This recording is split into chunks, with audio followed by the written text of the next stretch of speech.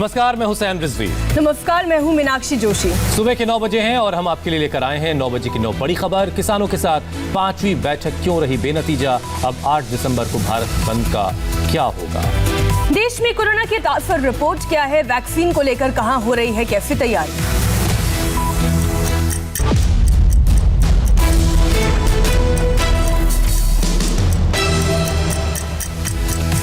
कृषि कानून को खत्म करने की मांग पर अड़े किसानों ने अब 8 दिसंबर को भारत बंद करने का ऐलान किया। सरकार किसानों की ज्यादातर मांगे मानने को तैयार है और इस बारे में फाइनल बातचीत 9 दिसंबर को हो सकती है। सरकार के साथ किसानों की 5वें राउंड की बैठक भी बेनतीजा रही। 9 दिसंबर को एक बार फिर सरकार किसानों से बातचीत करेगी और कृषि कानून पर सहमति बनाने की कोशिश करेगी, लेकिन उससे पहले किसान आंदोलन को देशव्यापी बनाने के लिए 8 दिसंबर को भारत बंद का ऐलान किया गया है। किसान यूनियन देश भर में चक्का जाम इसलिए कर रही है ताकि सरकार पर कृषि कानून वापस लेने का दबाव बनाया जा सके। 8 दिसंबर को भारत बंद के दौरान देश के अलग अलग हिस्सों में किसान आंदोलन को तेज करने का आह्वान किया गया है। इस दौरान किसानों ने दिल्ली आने वाले सभी रास्ते ब्लॉक करने की चेतावनी दी है। देश के सभी टोल प्लाजा पर कब्जे की बात कही है। रेल रोको आंदोलन चलाने का ऐलान किया है। केंद्र की मोदी सरकार के पुतले फूंकने का आह्वान किया है। किसानों के भारत बंद का ऑल इंडिया ट्रांसपोर्ट कांग्रेस ने समर्थन किया है। हम ये उनको बोलने आए हैं, कहने आए हैं कि हम ट्रांसपोर्ट रेट जो है पूरी तरह से आपके साथ खड़ा हुआ है और all India motor transport Congress जो है ये 8 तारीख से अगर ये समस्या का हल नहीं होता तो उसके बाद जो है जिसमें 80 लाख से ज़्यादा रिटर्न ट्रक हैं तो वो जो है चक्का जाम हो जाएगा। इससे पहले राउंड टेबल कॉन्फ्रेंस में केंद्र सरकार 5 पॉइंट फार्मूले के साथ बैठी तो ज्यादातर किसान सिंगल पॉइंट एजेंडा के साथ आए। बात यहीं से शुरू हुई जो बेनतीजा रही। हमने किसानों को कहा है कि सरकार आपके सभी पहलुओं पर विचार करेगी और हमारी कोशिश होगी कि समाधान का रास्ता हम खोजें, लेकिन समाधान का रास्ता खोजने में यह उपयुक्त होता कि किसान नेताओं के भी कुछ सुझाव मिल जाते तो हमको रास्ता निकालना थोड़ा आसान होता। अभी भी हम उसका इंतजार करेंगे। इतना खुला बहस हुआ, आप मान गए, अब तो आप बताओ करना क्या चाहते हैं। हमारा तो ये कि इतनी बड़ी खामी कानून में है, वो कानून को रद्द करो, नया बना लेना। प्रो फार्मर लोग की एक क्लियर डिमांड है कि कानून वापस ले, कोई संशोधन नहीं। ना, ये बिल्कुल रिजेक्ट कर दिया हमने। ये संशोधन का कोई सवाल नहीं इसमें, क्योंकि इतनी बड़ी अमेंडमेंट करोगे वो अमेंडमेंट भी पार्लियामेंट अप्रूव करेगी उसको। सरकार का यह अंदाज था। मंत्री किसानों को मनाने के मूड में दिख रहे थे। बातचीत की शुरुआत मुस्कान के साथ हुई, लेकिन बात आगे बढ़ी तो लगा कि कुछ किसान दूसरे इरादे लेकर आए थे। ये जो बिल लाए हैं, किसान की मृत्यु है इसमें, तो जीवन मृत्यु में कौन सा फैसला बीच का हो सकता है। बीच का रास्ता कोई नहीं है। एक तरफ जीवन है, इस कानूनों को रद्द करें तो जीवन है, अगर नहीं रद्द करते तो किसान की मृत्यु है। बीच का रास्ता कोई नहीं है। किसानों की मांगों का समाधान निकालने के लिए हर मुमकिन कोशिश की जा रही है। सरकार एक 5 पॉइंट का फॉर्मूला लेकर आई है जिसमें किसानों की ज्यादातर बातों को मान लिया गया है। सरकार चाहती है समाधान निकले, बातचीत से समझौता हो और आंदोलन पर पूर्ण विराम लगे, लेकिन ऐसा नहीं हुआ। इसका अंदाजा सरकार को भी था। इसलिए किसानों के साथ बैठक से ठीक पहले प्रधानमंत्री नरेंद्र मोदी ने हाई लेवल मीटिंग बुलाई थी। मीटिंग में अमित शाह, राजनाथ सिंह, नरेंद्र सिंह तोमर और पीयूष गोयल मौजूद थे। मीटिंग करीब 2 घंटे तक चली। हाई लेवल मीटिंग में किसानों की समस्या का समाधान निकालने के लिए 5 पॉइंट फार्मूला निकाला गया। सरकारी फार्मूला नंबर 1, एमएसपी पर सरकार लिखित आश्वासन देने को तैयार। सरकारी फार्मूला नंबर 2, एपीएमसी और प्राइवेट मंडियों में एक जैसे नियम होंगे। सरकारी फार्मूला नंबर 3, प्राइवेट मंडी में ट्रेडर्स का रजिस्ट्रेशन जरूरी होगा। सरकारी फार्मूला नंबर 4, कॉन्ट्रैक्ट फार्मिंग में सिविल कोर्ट जाने का विकल्प रहेगा। फार्मूला नंबर 5, पराली और बिजली अध्यादेश पर विचार के लिए तैयार। 9 तारीख को दोबारा से मिलेंगे। सबकी सहमति से तारीख तय की गई है और मैं आपके माध्यम से बैठक में भी कहा और यहाँ भी कहना चाहता हूँ कि सर्दी का सीजन है, कोविड का संकट है, इसलिए जो बुजुर्ग लोग हैं ये और जो बच्चे हैं उनको अगर यूनियन के नेता आह्वान करके घर भेज देंगे तो वो सुविधा से रह सकेंगे।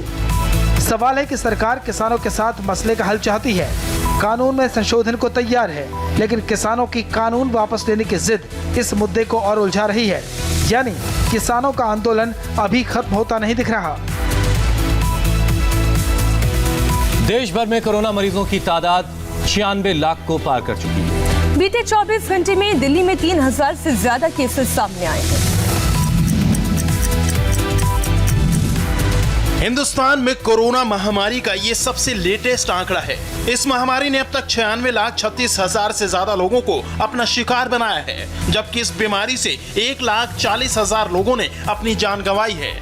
पिछले 24 घंटे में दिल्ली में कोरोना के 3,419 नए केस सामने आए, जबकि इस महामारी से 77 लोगों ने अपनी जान गंवाई।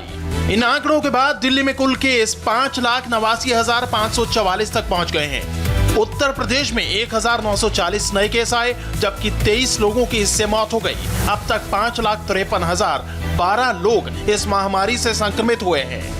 कर्नाटक में भी 1,325 नए केस सामने आए, वहीं 12 लोगों ने अपनी जान गंवाई। कर्नाटक में अब तक 8,91,685 लोग कोरोना के शिकार हो चुके हैं। तमिलनाडु में भी कोरोना के बढ़ते आंकड़ों पर ब्रेक लगा है। यहाँ एक दिन में 1,366 नए केस सामने आए, जबकि इससे 15 लोगों की मौत हुई। अब तक 7,88,920 लोग इस महामारी के शिकार हुए, जबकि पश्चिम बंगाल में इस महामारी के 3,175 नए केस आए। एक दिन में 49 लोगों की जान गई। अब तक 4,99,697 मरीज कुल संक्रमित हुए हैं। हालांकि कोरोना को मात देने के लिए पुरजोर तैयारी जारी है और जल्दी ही भारत में वैक्सीन आने की उम्मीद है। कोरोना से जंग के लिए वैक्सीन की तैयारी आखिरी चरण में है। हर शख्स तक वैक्सीन पहुंचाने के लिए सरकार ने जोरदार तैयारी की है। पूरी दुनिया में कोहराम मचाने वाले कोरोना महामारी का अंत नजदीक आता जा रहा है। भारत में भी वैक्सीन का ट्रायल आखिरी स्टेज में है और जल्द ही गुड न्यूज मिलने वाली है। 130 करोड़ लोगों तक वैक्सीन पहुंचाने के लिए हर गांव के लेवल तक की प्लानिंग की जा रही है।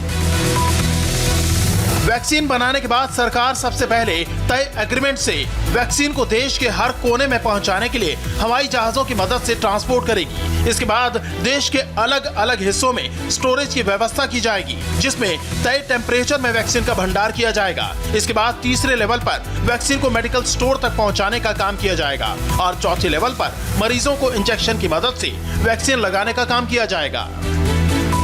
लखनऊ के ऐशबाग CHC में कोरोना वैक्सीन के रखने को लेकर तेजी से काम चल रहा है। पूरे परिसर में कंस्ट्रक्शन के साथ साथ कोल्ड चेन मेंटेन रखने के लिए आने वाली कोरोना वैक्सीन के लिए खास तौर पर मशीन लगाई गई है, जिसमें फिलहाल +2 से लेकर -8 डिग्री तक की व्यवस्था रखी गई है।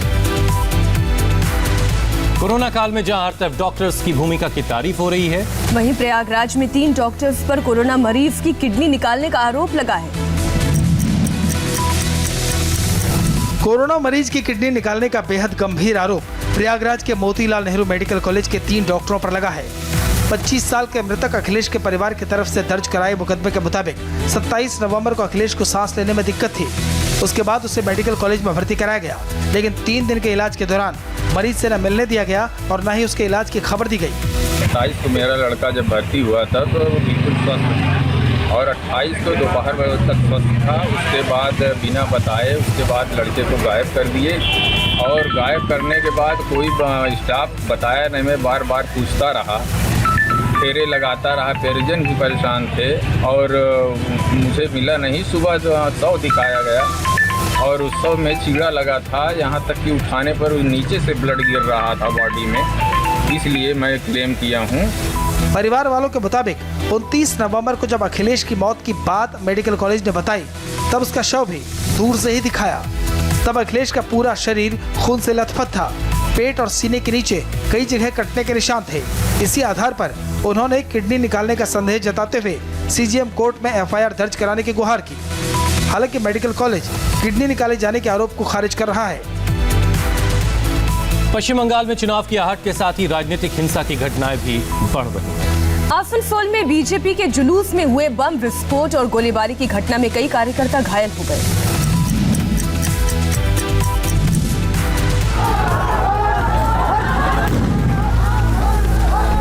बंगाल में सियासी कार्यक्रमों पर हमले और हिंसा की ये बेहद खौफनाक तस्वीर आसनसोल के बाराबनी जमग्राम की है। इस जुलूस में बम विस्फोट के साथ गोलीबारी की घटना हुई, कई लोग घायल हो गए और इसके साथ आरोप प्रत्यारोप भी शुरू हो गए। তৃণমূলের গুন্ডারা পুরো বোম নিয়ে পড়ে গুলি নিয়ে পড়ে তারা আঘাত করেছে, বোম ছুঁড়েছে, দুজন কর্মী গুলিবিদ্ধ হয়েছেন, তাকে নিয়ে হসপিটালে রওনা দিচ্ছে। बीजेपी के मुताबिक जमग्राम इलाके में वो जुलूस निकालने की तैयारी में थे, लेकिन जुलूस शुरू होने से पहले ही तृणमूल कांग्रेस समर्थित उपद्रवियों ने उन पर हमला कर दिया। पहले बम फेंका गया और फिर गोलीबारी की गई। जुलूस में शामिल 2 बाइक्स में भी आग लगा दी गई। पुलिस ने मौके पर पहुंचकर हालात को काबू में किया, लेकिन तब तक बीजेपी के कई कार्यकर्ता गंभीर रूप से घायल हो चुके थे। उत्तर प्रदेश के बाद अब मध्य प्रदेश में लव जिहाद पर कानून लाने की तैयारी शुरू हो गई। शिवराज सिंह चौहान ने साफ कर दिया है कि धोखा देकर शादी करने वालों को सख्त सजा मिलेगी।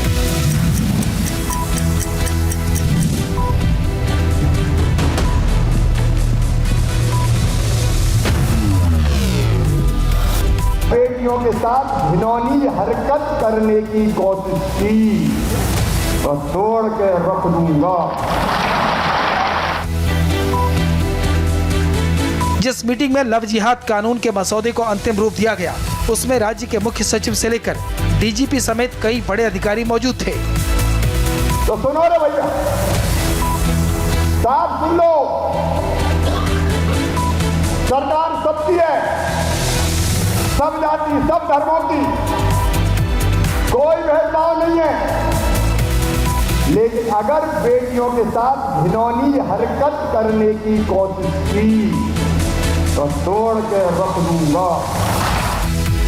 सरकार ने साफ कर दिया कि लालच, भय और प्रलोभन देकर धर्म परिवर्तन कराने वालों के खिलाफ सख्त से सख्त कार्रवाई की जाएगी। प्रस्तावित लव जिहाद कानून को धार्मिक स्वतंत्रता बिल 2020 का नाम दिया गया है। विधानसभा के शीतकालीन सत्र में इस बिल को पेश किया जाएगा। बिल पास होने पर ही धर्म परिवर्तन के जरिए की जाने वाली शादी अमान्य घोषित होगी। खास बात यह है कि इसमें जुर्माने के साथ 10 साल तक की सजा का प्रावधान है। बिल में लालच, झूठ बोलकर या जबरदस्ती धर्म परिवर्तन अपराध होगा। शादी के बाद जबरन धर्म परिवर्तन को अपराध माना गया है। धर्मांतरण के नजरिए से कराई गई शादी अमान्य होगी। अगर कोई खुद से धर्मांतरण करता है तो कम से कम 1 महीना पहले इसकी जानकारी डिस्ट्रिक्ट मजिस्ट्रेट को देनी होगी। धर्मांतरण कराने वाले धर्मगुरु को भी ये जानकारी डीएम को देनी होगी। राजस्थान के मुख्यमंत्री अशोक गहलोत ने बीजेपी पर अपनी सरकार को एक बार फिर से अस्थिर करने की साजिश करने का आरोप लगाया।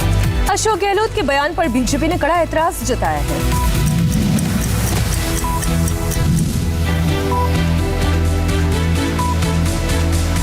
राजस्थान में वापस गेम शुरू करने वाले हैं, ये इनकी सोच है। इस प्रकार से जो चुनी सरकारों को गिराने की षड्यंत्र करते हैं, राजस्थान की जनता ने उनको सबक सिखा दिया। एक साल में दूसरी बार अपनी सरकार हिलती दिख रही है अशोक गहलोत को। इसे लेकर जो बयान सार्वजनिक किए गए उसे लेकर बवाल खड़ा हो गया है। अशोक गहलोत ने दूसरी बार अपनी सरकार अस्थिर करने की साजिश करने का आरोप लगाते हुए केंद्रीय गृह मंत्री अमित शाह को कटघरे में खड़ा किया। राजस्थान की राजनीति इस बयान के बाद कुछ ऐसी गरमाई हुई है।